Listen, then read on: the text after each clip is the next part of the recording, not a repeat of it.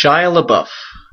Whenever I read a film-related article on Cracked.com or read an abridged script on theeditingroom.com, any mention of Shia LaBeouf is negative, mocking this guy. I grew up watching Shia LaBeouf on Even Stevens, and later started watching him act in other films. Yeah, he's made some bad films.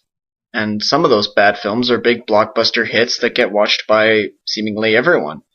But while I dislike the Transformers movies as much as anyone, I don't dislike Shia LaBeouf. I liked his performance in Bobby, and I liked his performance in Wall Street too. But beside those roles, whenever you run into a person defending Shia from the legion of haters he seems to have, they always, without fail, mention his performance in the indie movie A Guide to Recognizing Your Saints. I've finally seen the movie, and my god, but this is an intense one. The directorial debut of Dito Montiel, based on his own life growing up in New York. Shia LaBeouf plays him at a younger age, while Robert Downey Jr. plays him as an adult.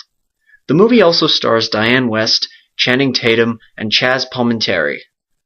The movie continually flashes back and forth between Dito's early life with his friends and his return to New York after having been away for over 15 years. The movie shows us Dito interacting with his 4 friends and the girl he loves. The friends comprise of Antonio, played by Channing Tatum as a very big and emotional guy whose father physically abuses him.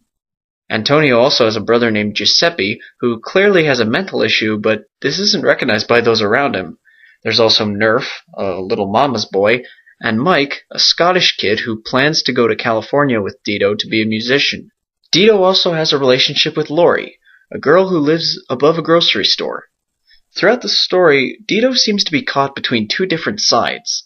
On the one side, there's Mike and Lori, both wanting to go to California with him. On the other, there's Antonio and Dito's father, Monty, who both want Dito to stay in the neighborhood. Dito violently goes back and forth between these sides, and the emotions going through the scenes makes you really appreciate that this was all written and directed by the guy who lived through this story. I know I focused on Shia LaBeouf earlier in the review, but that's just because so many people have cited his performance in this movie that it was the real reason for my seeing it in the first place. But to say that Shia LaBeouf was amazing in this is a bit unfair to almost every other actor in this movie. The movie is filled with intense performances by LaBeouf, Downey Jr., Tatum, West, Palminteri, Rosario Dawson, and many others. And the story just burns a hole through these characters' lives and their relationships with each other. Take, for example, Dito's explosive relationship with his father, his on and off relationship with Lori, and the way he's almost as scared of Antonio as much as he's his friend. Like any great movie, A Guide to Recognizing Your Saints leaves a lot to think about at its end, and makes for some great discussions in its aftermath. Just like any good story about real life, there's no single side to any issue. I mean, who's really to blame for the racist feud that is waged between the characters in New York?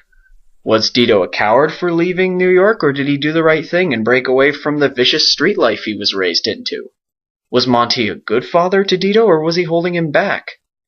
All the characters are so wrapped up in themselves and their issues that they clash with anyone who threatens their illusions.